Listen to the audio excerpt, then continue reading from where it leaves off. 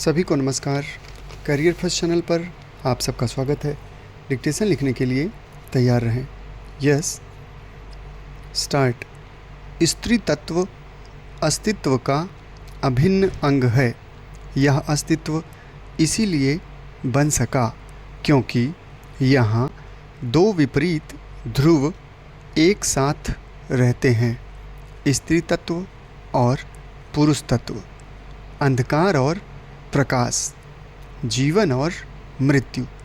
इन दोनों के बीच के संतुलन से सृष्टि की रचना हुई है। जहाँ जहाँ सृजन होता है वहाँ वहाँ स्त्री होती है।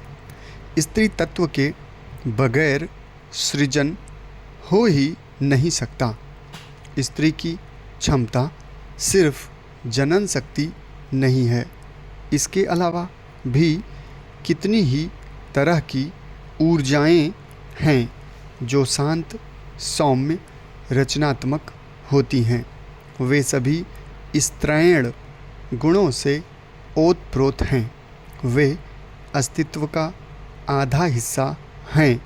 इस स्त्री तत्व का आदर करने के लिए उसके प्रति अनुग्रह के भाव को अभिव्यक्त करने के लिए ही भारत में शक्ति पूजा शुरू की गई।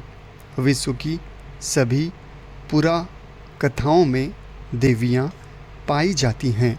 ये किसी न किसी शक्ति की संचालक होती हैं, लेकिन देवियों की सारी मूर्तियाँ केवल प्रतीक हैं।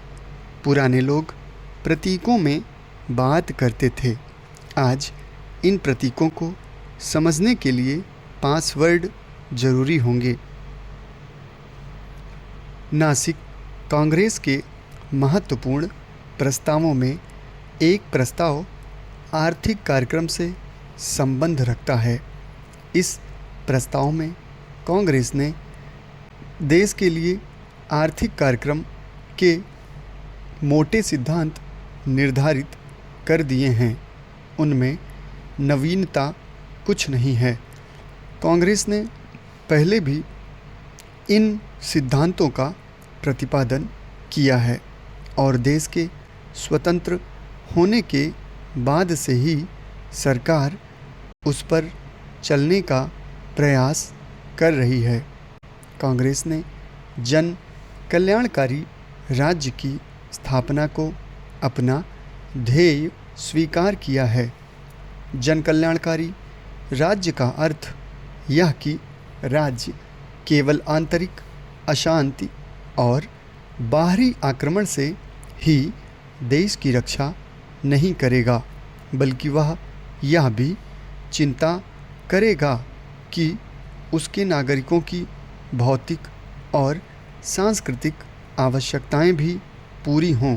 वह देखेगा कि लोगों को जीवन धारण करने के लिए पर्याप्त पौष्टिक आहार प्राप्त हो, रहने के लिए स्वच्छ हवा और प्रकाश युक्त मकान मिले, उनके लिए समुचित चिकित्सा की समुचित व्यवस्था हो और उनकी संतान को शिक्षित और संस्कारवान बनाया जाए।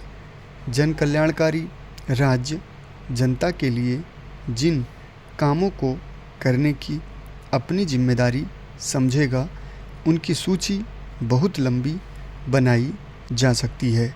संक्षेप में वह जनजीवन को हर तरह से सुखी और समृद्ध बनाने का प्रयास करेगा।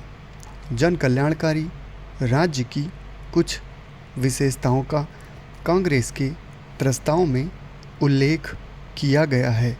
जन कल्याणकारी राज्य में आर्थिक लोकतंत्र की स्थापना की जाएगी।